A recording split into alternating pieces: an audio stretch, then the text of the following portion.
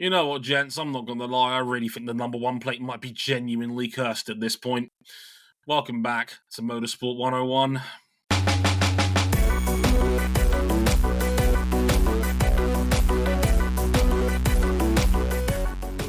God. Podcasts like this, you kind of just count your blessings. No kidding. No kidding at all.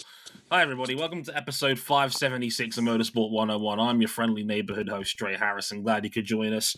MotoGP, round 4. It's weird to say we're talking about Qatar in the middle of April. And round 4 of the MotoGP World Championship. But hey, COVID and combination of Ramadan and travel schedules means everything's kind of wacky at this point. So here we are. We're going to talk a little bit of bikes. Our bikes, or in Cam's case, his bikes. Depending on which depends on which part of the Marquez family allegiance you're talking about here, because we are talking about our bikes and round 4 of the MotoGP World Championship, the Qatar Grand Prix. And well, if you thought Austin was a blip, you were absolutely right. Marc Marquez back on form, completely dominating the weekend. But the way he got there was a bit funky. We'll talk all about that over the next 40 minutes or so, because someone you thought might finish second actually did finish second only because of tyre pressures. Maverick, yes, that old chestnut. That old chestnut and Maverick Vinales does Maverick Vinales type things, and out of nowhere, randomly finishes second in a Grand Prix on the road, only for it not to count because of tyre pressures. We'll talk about that and the annoyingly horrible news that the world champion Jorge Martin was back very briefly on this calendar before suffering, for no shortage of a better term, a horrific injury. He's very, very lucky to still be here and relatively okay. We'll talk about how we got there and the nature of that as well a little bit later on. Joining me as always, we have Mr. Cameron Buckley. Hello, sir.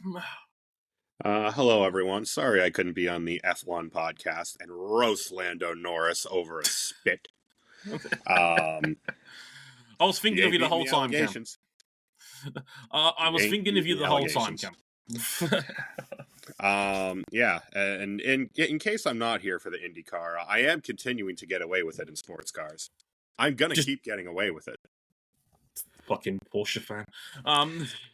It is a thrilling time to be a Porsche fan. We'll see how Imola goes over in the WEC. But just echoing your statements. We are extremely lucky to still have Jorge Martin after Sunday. No kidding. Also, I'm sure echoing that sentiment as well as RJ O'Connell. How's it going, RJ? I can't add anything to that. I spent all morning today doing perhaps the most M101 coded thing, which is debate the order of what WWE deemed in 2025 to be the best WrestleMania matches of all time. I know this is very on brand for us. Extremely. That is very niche, very hyper-fixated, and extremely M101. The correct answer is Bret Hart versus Stone Cold Steve Austin at WrestleMania 13. Well, that's not what WWE said. They went for that the doesn't safe work pick. for me, brother. They went for the safe pick, and they went for Michael's Taker at 25. Fine. That is a perfectly acceptable choice. Yeah, I was like, everybody else got into a debate about that on our Discord server, which, hey, you can join if you're a Patreon backer of ours at patreon.com/motorsport101. Cha-ching. But, they went for the safe. I was like, oh, they went for that one. Yeah, fair enough. Carry on. I was like, yeah, that's perfectly fine. But yeah, you'd have a debate about that and all sorts of motorsport-related things on our Discord server. Again, you get free access to that if you back us financially on Patreon. Patreon.com/motorsport101. You can find us on all these other places as well. We're on youtube.com/motorsport101. We're on facebook.com/motorsport101. We're on Twitter at motorsport_101. If you want to follow us all personally on Blue Sky, you can at Dre Harrison, RJ O'Connell, and cbuckley917.bsky.social. You can check us out on Instagram, Motorsport101pod, including highlights of the show, sneak peeks, bonus clips, monologues, all that good stuff. We're doing the whole short form media thing now. It's fun. Thanks, Riverside. But so yeah, all of that and more on Motorsport 101 Pod on Instagram if you like your short form video content over there. Hope you've been enjoying that. Our website, of course, motorsport101.com if you want to hear written reviews and read those of everything you've seen over this ridiculous motorsport weekend. Well, not literally everything, because who wasn't fucking racing this past weekend? Good Lord. Also, all of our main series are covered on there as well. And yeah, that'll just about do it for all our places you could find this, because I mentioned the Patreon at the top. I was being slick like that. All right. Hey, after this quick musical break, we'll be back to talk MotoGP's Grand Prix of Qatar.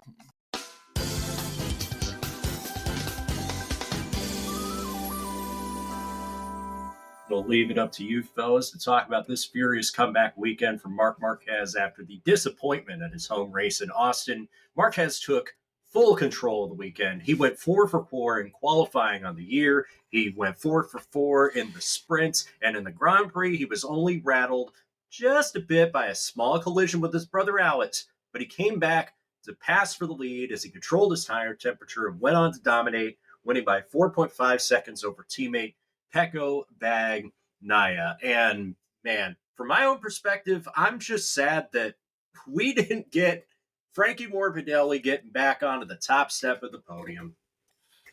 Not quite. It was a fun hiatus, or shall we say maybe like a fixed moment in time there for the first 6 or so laps where Morbidelli had a 1 second lead and we thought, surely not. A Frankie win, we've not had one of those in what? I want to say 5 years nearly? Going on 5 years. It would have been before the knee injury that set his career back several times and as a consequence, almost threatened to run him out of the sport. But he's riding as good as he's ever done. I really thought he was going to get it done. It just didn't happen like that. But Trey, Marc Marquez, we asked questions of Marc Marquez after Austin. I think it's safe to say he answered them very well. This was his first win in Qatar for 11 years. The last time Marc Marquez won here was 2014, and that was the opening round of what would go on to be a 10-race winning streak. Arguably the greatest vintage of Marquez of them all, depending on who you ask. Won 12 Grand Prix that year, could have easily won more. That was peak Marquez, you could possibly argue, between that and 2019. Marc does not like this track. Generally speaking, he's never been the biggest fan of it. He's never really warmed to it. His record there isn't actually terrible. It's just the one Premier Class win there. So there was genuine, I wouldn't say concern, but the talk going into this race was, this is where Bagnaia starts to come back, because he won here last year in relatively dominant fashion over Brad Binder, and we all thought, well, hang on, this is going to be a stronger round for Pecco because it suits his riding style a little bit more, a lot more about engine braking, a lot more about that high speed, more heavy braking zones. This is where Bagnaia should be strong. And then Bagnaia had a case of the bozo gene on Saturday, ain't that right, Cam? Boots, asses, heads, pikes, walls, etc. Mm-hmm. I mean, from practice onwards, it never really looked like Marc was going to be headed across the weekend. But for that collision at turn 1 and managing his pace in the first half of the race, he wasn't. he dropped the hammer and just blew everyone away down the stretch in this race. We do have to talk about the other unlikely protagonist of that race in a minute. But, I mean, in qualifying, fastest ever lap of the track. Bozo Gene struck hard for Pecco, a classic case of the rear tire pushing the front tire, and suddenly he's lining up from, the 4th row on the grid? P11. Yeah, that was I would argue what was maybe an even bigger disaster, because he actually had a very good start in the race itself, and he was basically P6 by lap 3. So it really wasn't so bad in the end for Pecco in actual Grand Prix trim. The sprint was what concerned me the most. The fact that on a 12-litre fuel tank, when he was actually in the sprint, he struggled to make progress. He could only get up to 7th. And that ended up being more damaging for Pecco Bagnaia than what the points he lost in the Grand Prix. Funnily enough, he lost 9 points in the sprint. He only lost 5 in the GP because he finished second in the end. So, yeah, like, Bagnaia having sprint problems again could also be a concern if this season's anything to go by, because he was frustrated after the sprint saying, hey, I can pass 5-6 dudes in a lap in Grand Prix trim, but in sprint mode, I can't find it. Odd. Very odd. Yeah, the bike with the different parts on it they've run the bike to a different spec with that smaller fuel tank and sprint trim, and he just doesn't have the balance on it and the confidence on it to ride the way he wants to, and Marc does. But any suggestions of Marc Marquez's demise were swiftly put to an end by winning that Grand Prix by 4.5 seconds over Pecco. Yeah, it looked like in the middle distance we were on for maybe even a freeway fight for the win between, obviously, the two factory Ducatis and the Maverick in every sense of the word. But it actually stretched out in the end of the race. I think what Marquez was doing was genius. I think he was holding back intentionally at the start of that race. He let Franco Morbidelli cook his tyres, trying to break away early, and Marc reeled him in the second half. And then Marc, I looked at the race pace times, 12 straight 152s to close out the race, basically. Last lap... Multiple race lap records.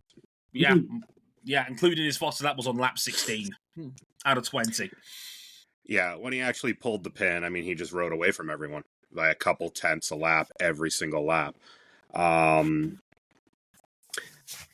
If the alarm bells weren't going off in the 63 garage before this weekend, they should be now. Because middle of that race, Pecco actually goes up and he passes Marc. Well, 2 laps later, Marc drills him back and then goes after Maverick. Yeah. I thought, okay, here we go. When Pecco passed him, I was like, okay, this is it. This is what we've been waiting all year for, a proper Bagnaia Marquez showdown. Nope. Nope, put that to bed real early. Yeah, Marc shut that down before it had any chance to marinate whatsoever. Pecco just did not have an answer for Marquez's overwhelming pace. And yeah, that's the scariest thing about Marc. It's not like he's riding recklessly or making like these big near misses like his Honda days when, he was constantly fighting the rear of the bike and he'd have these near misses and potential drops. See, the endoing the bike all the way around the corner. He's in total control out there. He lost a part of his rear aero fairing when he had to check up on the first corner of the first lap, and Alex Marquez accidentally hit him from behind. It didn't bother him in the slightest. He just stuck it out, readjusted, got his rhythm back, and then just let go. Marc is doing this with total control. He's making this look easy right now. I don't think we've seen him at 100% for a full race yet.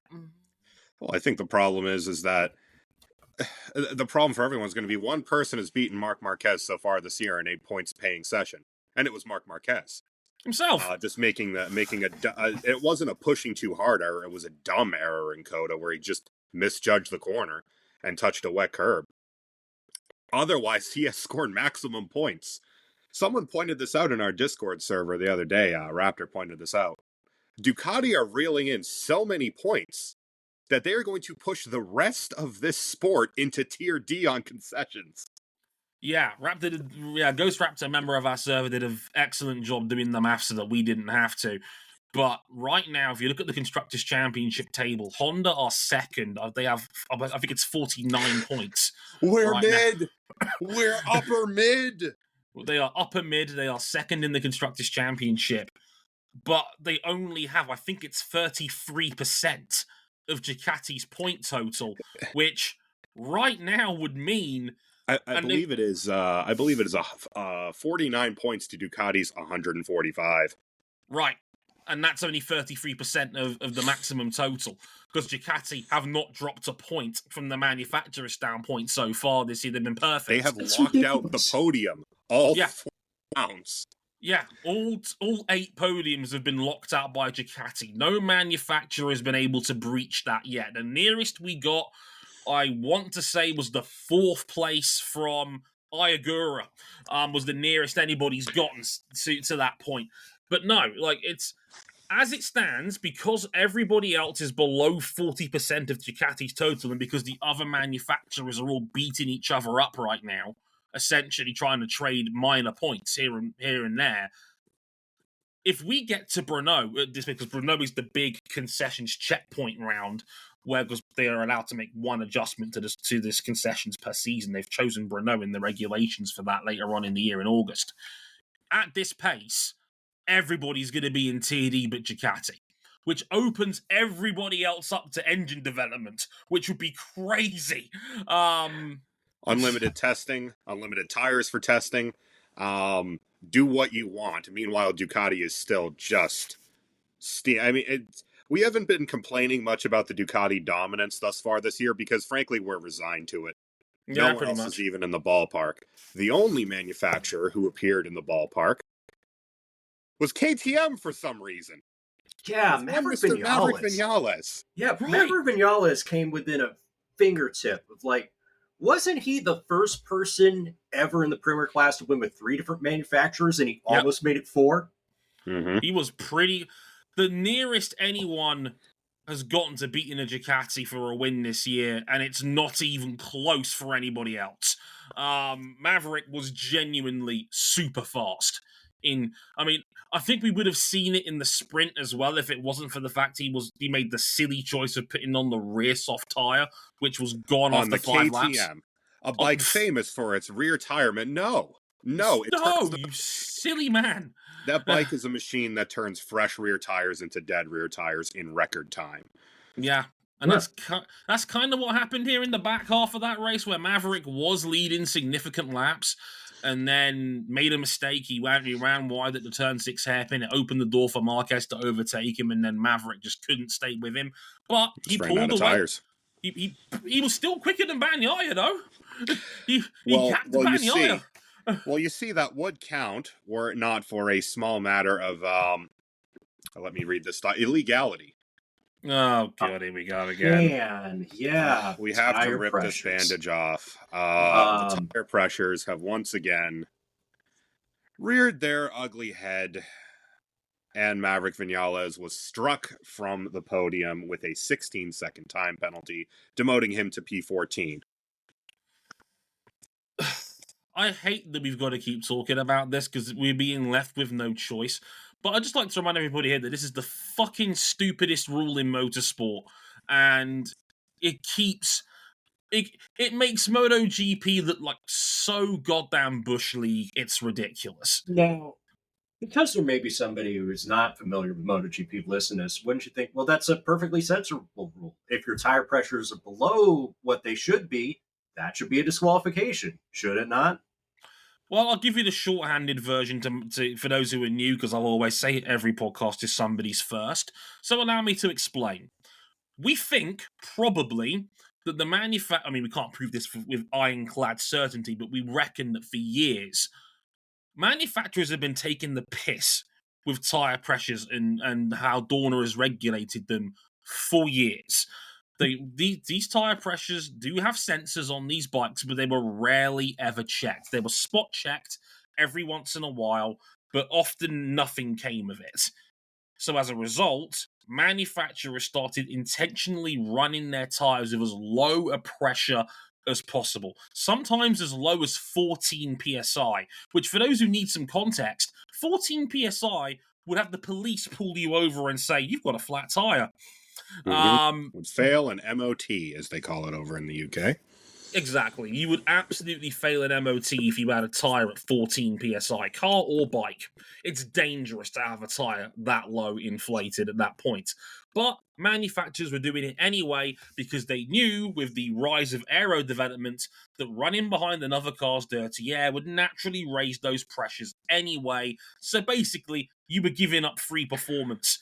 I mean, even in clean air, remember, we're still fundamentally on the tires from before the ground effect revolution of 2022. Yes. And these tires are simply not fit for purpose to fit on these bikes. They're just putting too much load through them. Credit to the arguably best biking journo in the business, Matt Oxley, who ran an exclusive in Motorsport magazine back after the Spanish Grand Prix of 2022, which was a bombshell article saying, yes, the manufacturers have been doing this and taking the piss for years, and it was an engineer off the record that had basically showed him papers saying, these are the pressures that these manufacturers are running, they're all illegal, and they've all been taking the piss for years. The sport has since That then... got him blackballed by the entire garage for a little bit. Yeah, like, if Ducati did not take well to that news. Yeah, understandably so. But point is, everyone was taking the piss. Now, as a result, the sport had to kind of scramble to figure out what to do about this. Because what do you do when, like the Tour de France, everybody's pissing hot? Well, eventually they got around to putting in a rule to say, hey, everybody's allowed one free joker. You can go underneath the regulations on this once. After that, we're going to start adding time penalties to your, basically to your end of either sprint or Grand Prix results later on, because we didn't have the sprint in 2022, it came in the following year.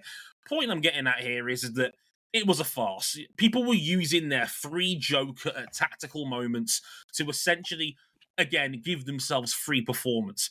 Eventually, we got to 2024, and the idea was that Dorna was going to make it a breach of the technical regulations if somebody fell foul of tyre pressure problems. The sport didn't take too kindly to that, and eventually the manufacturers and the riders essentially bullied the union into eventually, at the last minute, heading into 2024, change the rules so that it was now an 8-second time penalty for a tyre pressure fault in a sprint and a 16-second time penalty for any breach during a Grand Prix.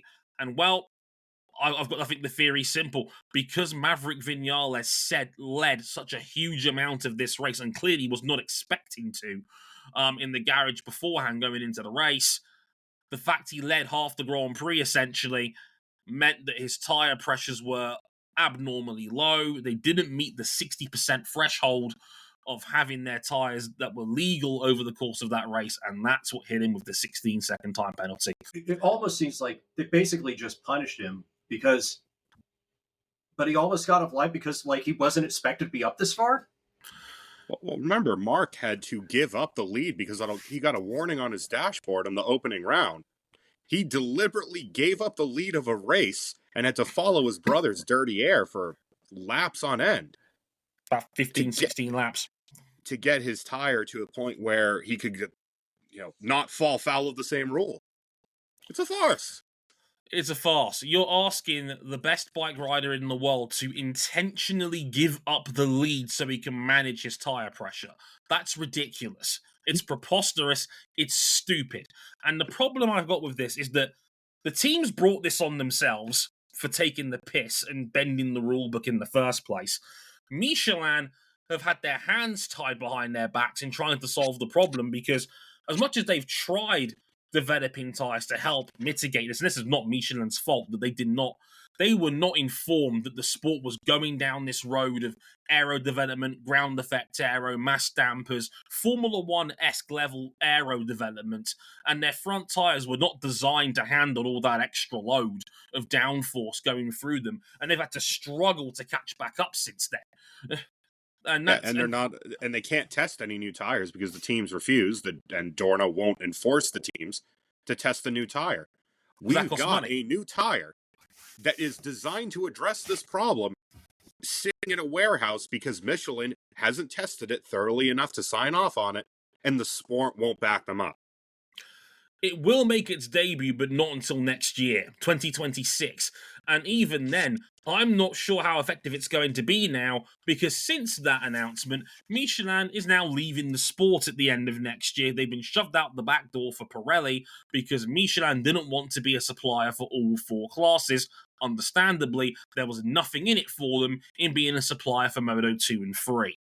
So, as a result, they're out. Pirelli's in 2027 when the new regulations start. So, Michelin, why would they spend all this money on developing new tyres for MotoGP when it's now officially dead money at the end of next year?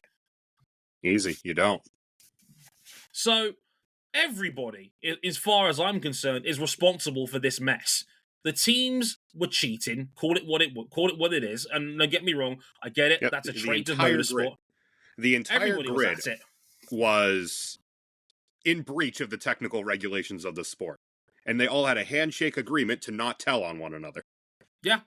And when Oxley burst the bubble, everybody started shitting themselves. The teams were cheating in the first place. The sport didn't know how to handle it properly. The tyre suppliers had their pants pulled down, essentially, over this and the way the sport was going in. And the politics of the teams versus the nature of the sport itself has meant that they've not been able to develop a new tyre that can fix this problem properly. Everybody's responsible. It's a farce. And everyone looks like they have egg on their face because it's all well and good until it starts affecting the on-track product. It has officially tainted 2 race results this year. Already. We're 4 rounds in. Yeah. And we had a fleet of these. Like in the years leading up to these. Like in 2024, we had races where several riders were getting dinged with warnings or straight up penalties. Like, it's ridiculous. Like, Danny Pedrosa got one last podium in the sprint because of Fabio Quartararo breaching it at her ref a year ago. Like, shit was a mess. And no one wants to see a race settled in the steward's office. No one.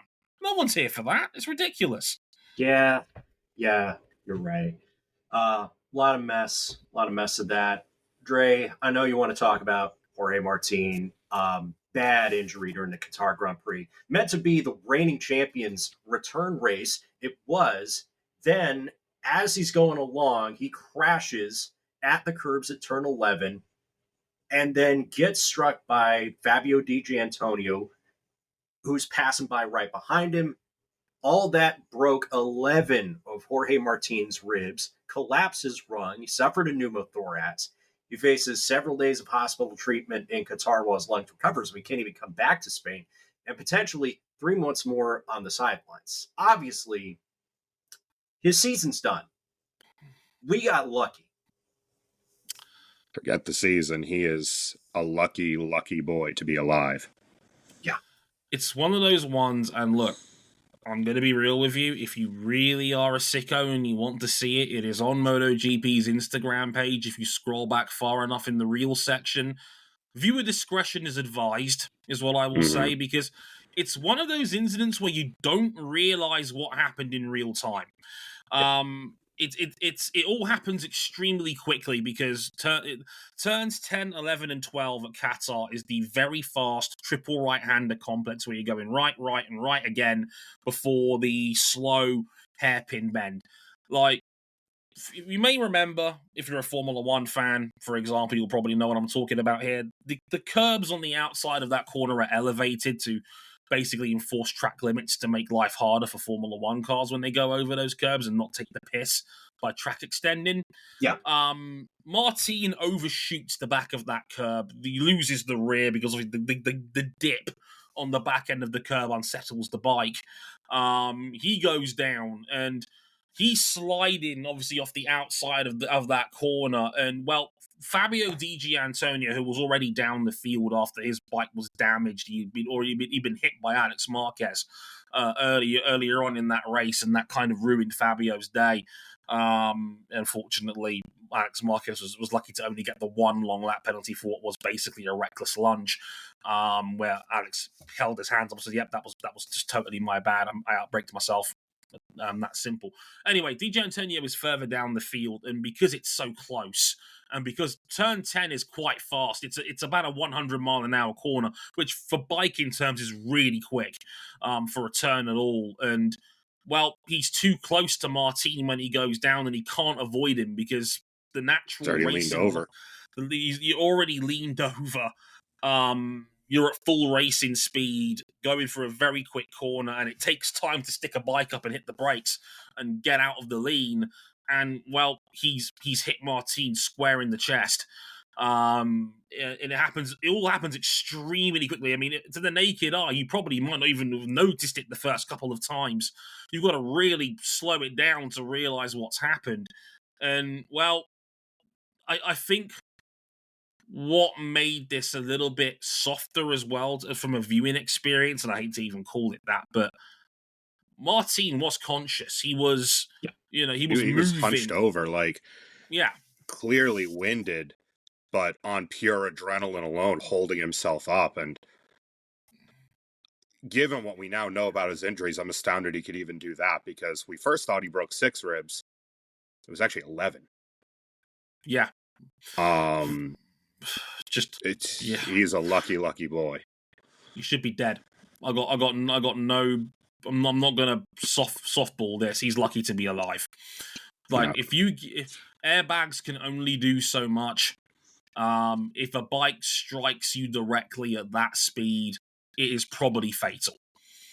He is unbelievably lucky on this one, that he will not only survive, but will be relatively okay in the grand scheme of things. Where it's only, I mean, the obviously the collapsed lung will heal. These are thankfully only broken bones beyond that will heal naturally, and he'll probably be back on a bike in 3 months' time.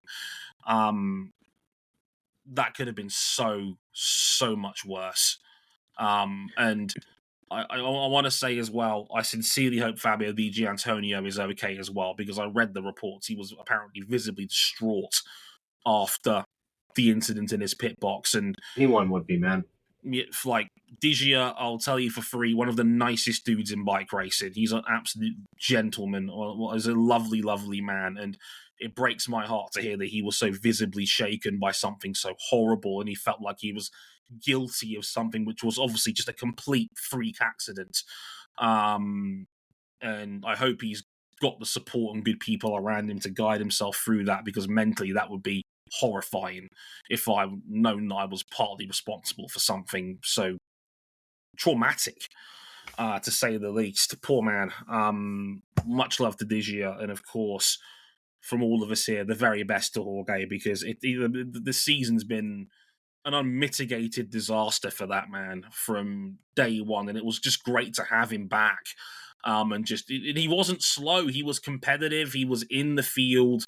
He wasn't all that far off the other Aprilias this weekend. He loved the bike. He was glowing talking about the Aprilia during practice on an open mic, saying, yeah, the front's incredible.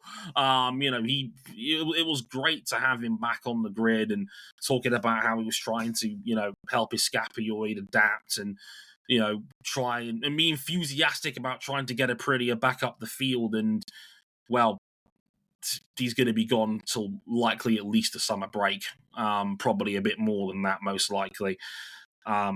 Just that man's had in some horrible ways. It's horrible luck, but also incredible luck at the same time. It's a really weird dynamic to talk about here. Yeah, I mean, he took the extra time out to make sure that he was healed up properly to come back for this race, and this is how the racing gods repaid him. But in a certain sense, again, he is a lucky man to be alive, because when that scenario happens, it's up to the racing gods upstairs.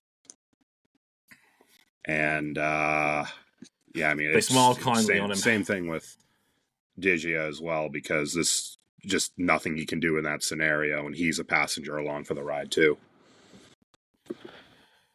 We talk about these guys being aliens, but do not get it twisted. They are still very much human, and no human being can react that quickly to that sort of, again, just freak accident at that kind of speed. I'm not going to do a Van Man and get angry about the possibility of it being a red flag. Honestly, I'm not going to dabble too much on this, because I don't want to turn a horrible accident into a punditry argument. But he was conscious and moving on the side of the track. I understand why Race Direction didn't pull a red on this one. And honestly, I'm trying to retire "knock wappy" as a phrase, because the more this goes on, the more empathy I try to have towards sports officials, because we expect them to be perfect, and that's not a fair fight. It's never been a fair fight, and on this one, I get the argument as to why they didn't stop it. It's one of those that for me, in my opinion, is right on that line between yellow and red. And I don't think anyone's going to get mad at Mike Webb if he pulls a red in that scenario, especially knowing now what we know. He didn't have that luxury in the middle of the race. We didn't have that until really that night, at least over here. I'm kind of in that boat. Like I could have seen that situation going either way. I would love to see a system in MotoGP akin to the WEC Code 60, the slow zone. Yeah, but that'll make a lot of sense. I think that would make a huge amount of sense given the nature of the sport. But at the same time, with the tire pressure tomfoolery going on, I have no idea how Dorna would police that one way or the other, because you'd feel like common sense would prevail, but this is MotoGP, and this is where common sense goes to die. There's no reason why MotoGP can't have a safety car. None. Like, British Superbikes has it. There's no reason why bike racing can't go the same way. Yeah, they all have dashboards, they all have lights, they all have race control messages. We now have one-way radio. Hey, remember when everybody thought that the radio was going to kill this sport entirely? No, we have it now. Has anybody complained? It literally has not been talked about up to this point. We have one-way radio now. Race control can literally tell the riders, there's been an accident on the outside of turn 12. Please heed with caution. We have one-way radio. So, honestly, I get it. I get why they didn't pull a red on this one. And I don't think this one is ground. I mean, don't get me wrong. We've ripped into Dorna on numerous occasions. We have no problem doing that on this show. I don't think this is one of those occasions. That's just my 2 cents on the matter. The most important thing is that, Jorge's still with us. And here's hoping he makes a full recovery to this, because I was really interested to see how he'd get along in full health with the Aprilia. And we're not going to know that for a while. It's quickly becoming the last big story left this year in MotoGP, because, I mean, sadly, the way it is, I mean, look, Qatar was a warning shot. Jerez really is the last circable Pecco big round on the calendar left. He's won the last 3 Spanish Grand Prix at Jerez. He beat Marquez head-to-head here last year. We know Marquez is on the GP23 was nowhere near as good as the 24 that we now associate with the field and beyond. If he doesn't win in Spain next week... If he doesn't win dominantly in Jerez, he has to beat Marc. He has to beat Marc bad. Because if he just beats him on his ultimate track, the rest of this season is going to be very, very dull from a title perspective. And I'm not holding out much hope given how good Marquez was on a 23 here last year. Exactly. He should Remember have won 2020? Remember 2020 at Jerez before he broke his arm? When he went from 15th to 2nd in the space of half the race. When he was beating up the field by a second a lap. Yeah. Dude, it's nuts. Marquez should have won the sprint, and he probably should have won. He was unlucky not to win the Grand Prix. He pushed Bagnaia to his limit in Jerez to finish in 2nd. Well, we've just handed him a free 3/10 a lap and an easier bike to ride. Good luck. Good Same luck. brain cell. Honestly. Dre, that really is the last story to talk about in terms of the season at large. Allow me just a moment. Uh-oh. Johan Zarco P4. Yes. What are they feeding that man over at LCR? I do not know. They're feeding in the spite of all KTM fans over how that exit went down. I was going to say, he saw that KTM lead. It's like, not on my watch. This is personal. In French, obviously. Single-handedly propping up Honda in the title fights. Like, he has been stupendous this year. Although, Honda could get some reinforcement soon, Dre. Could. This is only a rumor, of course. This is only a rumor. But what is the hottest rumor out of the Honda camp?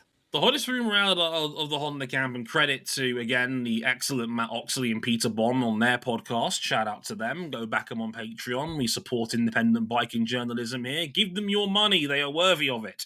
Thank you. They talked about the fact that apparently Honda are preparing a €30 million offer to try and snag Pedro Acosta.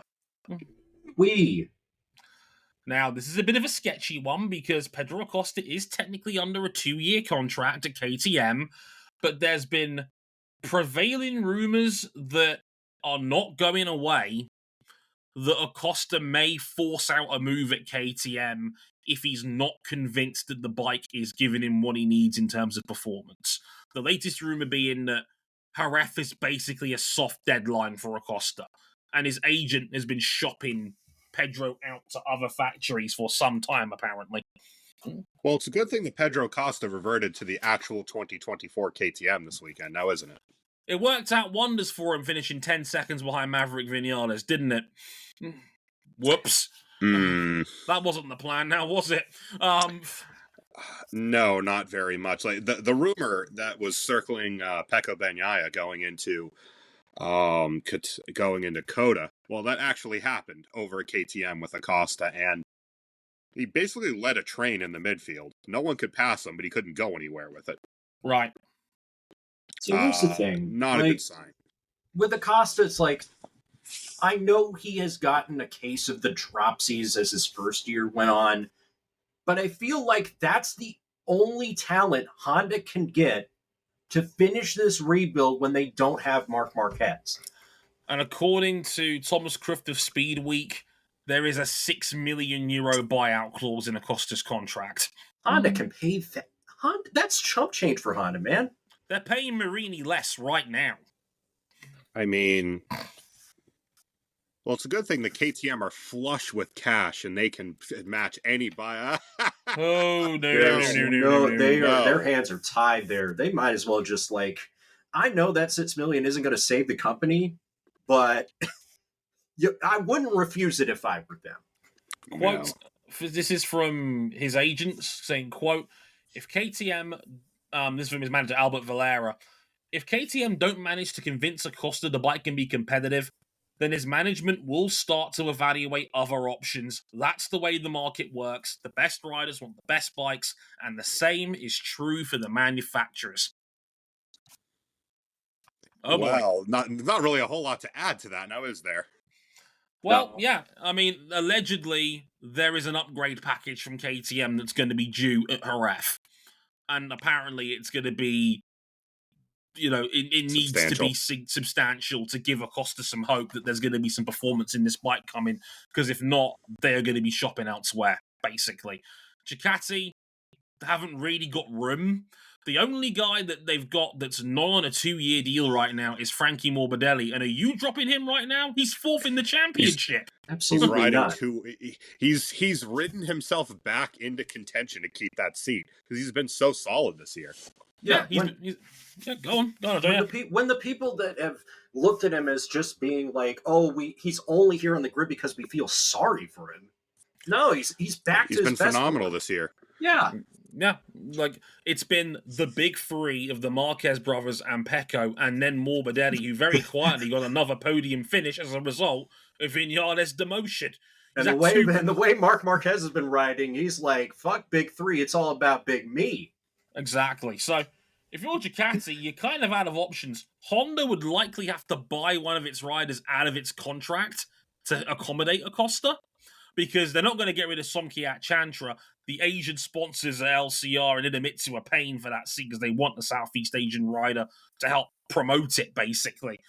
But and honestly, they could just promote Johan Zarco next year, who's been feeding meals at LCR this year of how good he's been. Delicious meals. No one is going hungry over there at LCR at the moment. It's like prime Stefan Bradl over there right now. I'm going to get you those top 5 finishes. Just going to keep racking them up because that's what he was doing out there. That's what this is. And, well, there's also another elephant in the room here. The rumours about Toprak Razgatioglu moving over refuse to go away as well. Oh, here it goes. Toprak and his team, including Kenan Sofuoglu, are apparently keen for a move. Maybe they're prepared to maybe even wait till 2027 when the new regulations kick in. But they've lowered their expectations and would take a customer seat. It's not like it was last time where it was like, we deserve a works deal or fuck off. No, now it's like, we'll take anything that's on the table. We're prepared to listen. So Keenan's finally been a bit more reasonable about this. About damn But time. I do wonder if that ship has sailed for Toprak at this point, because he's 28 years old this year. We've got a brand new regulation set coming in a year and a half's time, and we saw him test a MotoGP bike 3 years ago, and the accusations are that they kind of set him up to fail with that test. So I do wonder, what's the point here? Is a team going to take on Toprak now, headed into his 30s as a project at this point? Is he that good? I mean, obviously he's brilliant in multi-bikes. No one needs... Just won the World Superbike Championship. But the other big thing to consider is that it's been harder for Superbike guys to make that jump because those formulas have diverged so far apart from the days when a Colin Edwards, a Troy Bayliss, a Nicky Hayden, or a Ben Spies can make that jump and just like, yeah, I got this, no sweat. It don't work like that no more. Yeah, I mean, the early 2000s when we still had the 990cc bikes, it was, we were seeing the technology from those bikes feed right back over to their leader bike counterparts. And they really weren't that different at the end of the day. They shared a lot of technology, a lot of their aerodynamics of the time, not that there was a lot of it. A RC211V and a Fireblade of the time really weren't that far removed from one another. And then that diverged very hard going into the 800cc era, where suddenly any vestige of production-based ideas just went out the window with Grand Prix motorcycles. They turned into pure prototypes. They turned into, it was less like making the transition up the GT ranks and more like trying to go from a GTE car to an LMP1. And now they're even more different from when Ben Spies tried it, almost 15 years ago now, and was completely perplexed by how you had to ride a Grand Prix bike because of how stiff they were, how different the tires were, just how different every aspect of riding one is. Well, now we've got Formula One style aerodynamics and Michelin tires and ride height devices and mass dampers, and the list goes on. They just keep getting more and more extreme and more removed from anything resembling their road bike counterparts. Toprak is an incredible rider. Don't let the results this year fool box office. He is box office. He is fun as hell to watch on a bike. But I feel like he would kind of get eaten alive unless a factory put an all-out testing program around him, made him the centerpiece of their program. And I just don't think anyone in MotoGP right now is prepared to do that. When, if there's one thing that ain't lacking in any manufacturer's stable right now, it's riding talent. Right. Everyone has a centerpiece. You look at the situation, right? Aprilia has the reigning world champion Jorge Martin, and even then the number 2 is Marco Bezzecchi, who's a top 3 MotoGP rider at his very best a couple of years ago. That's Aprilia, and they've got Ayagura, who's having a fantastic rookie season so far in the satellite team. Raul Fernandez is on fraud watch, by the way. I'll talk about that another time, but that's one to keep an eye on. KTM has arguably the next Marquez in Pedro Acosta over there. Brad Binder has been the best non-Duke rider for the last 2 or 3 years in MotoGP, and they got Maverick Vinales and Nenea Bastianini, bona fide title contenders of yesteryear. Vinales is arguably the most versatile rider on the grid. Enea was 4th in the championship last year and a multiple-time MotoGP best race rider winner in the world for the last 30% of a race. Bar exactly. None. Honda has a world champion in Johan Mir. They can never take that away from him. Luca Marini was a top 8 rider at his best comfortably. And Johan Zarco might be pound for pound a top 3 rider in the sport this year, given what he's done on a Honda. Honda, you could make the case, probably doesn't need to move heaven and earth to take a gamble on Toprak. And neither does Yamaha. Fabio Quartararo is insane. He is so good. Put this man on a Duke, please. He put that push pedal bike on the front row. His first front row in nearly 3 years. Yeah, how'd that go for him? He finished 7th in the Grand Prix because the Yamaha just can't. And fight I called people. it. He was 7th by like lap 2, just getting eaten alive on the front straight. It's such a shame because, like, you could see how hard Fabio was working that Yamaha. He's a special talent. My goodness. I want to see whether there were some corners. There were some corners in that race where he was looking like Marc on a Honda. Yeah, but he's chosen that life, and unfortunately, he's stuck on a Yamaha, and he's made his bed, and now he's got to lay in it. And look, point is, Yamaha has their talisman. They don't need Top Rack. They just don't. Like, there might be an issue with Alex Rins, and they might move on from him at the end of the year. I think that's the biggest chance of a hole being blown open for silly season because there ain't much else because everybody's on 2-year deals. Here's the problem. We saw the song and dance with Yamaha and Top Rack before, and that relationship did not exactly end on the best of terms. What changed? What has changed? Because Top Rack's now a BMW rider for good reason. Mm-hmm. And BMW aren't coming to MotoGP after all because they're broke too. In terms of a motorsport budget standpoint, they can't justify another 80 million a year to get into MotoGP. Well, that leaves Ducati, who have a primary lineup of Marc Marquez and Francesco Bagnaia. Moving on. End of discussion. End of discussion. And their secondary lineup of Alex Marquez and Fermin Aldeguer, who had another very solid ride this weekend. For the hottest prospects going into the season. Aldeguer was the fastest man on track at the end of that Grand Prix. He's getting the hang of this now. He's going to be a problem. He's going to be a problem. You understand why his agent wanted to just be like, "Hey, you up?" Yeah, yeah. Worked out. My man went full Dr. Evil. and really, not even their third string at this point. But VR46's Franco Morbidelli, who's a championship contender of yesteryear, who is putting in his best rides in the last half decade since his knee injury. And Fabio DiGiannantonio, who we know has been the salvage job of the last couple of years, has put his career back together and is a damn good rider. Race winner in his own right. Beat Bagnaia at this very track straight up 2 years ago. Beat him clean as a sheet.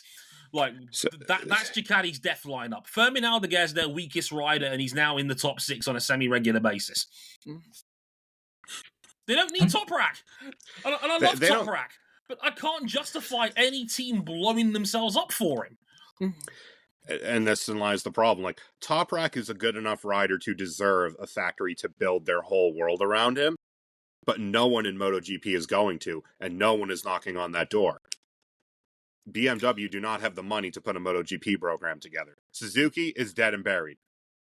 Kawasaki ain't coming back. No, they're not walking through that door.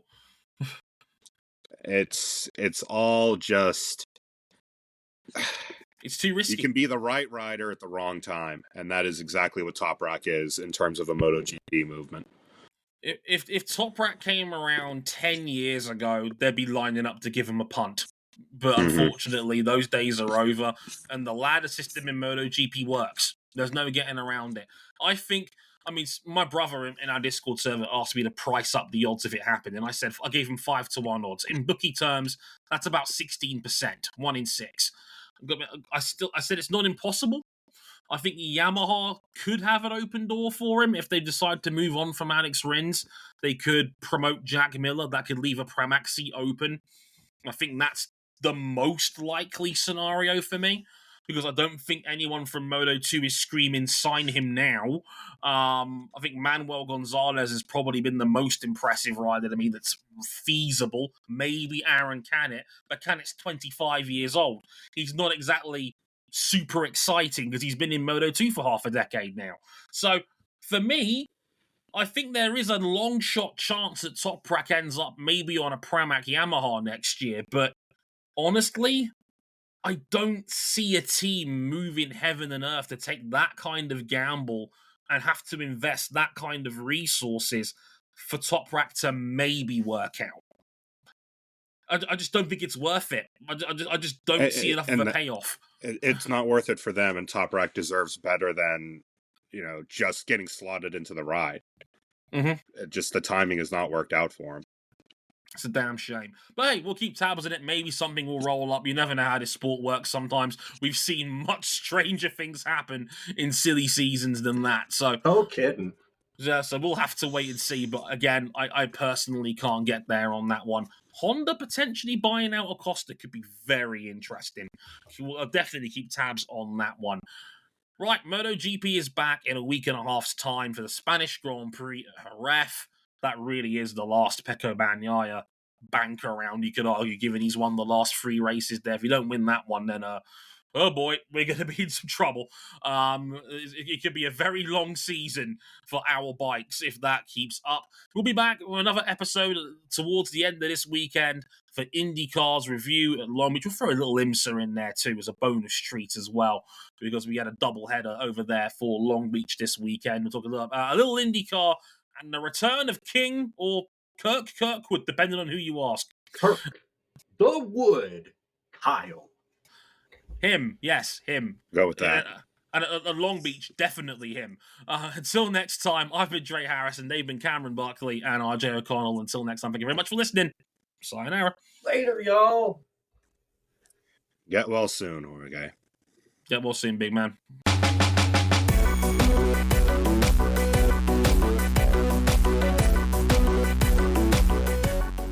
Oh, one more thing before we go.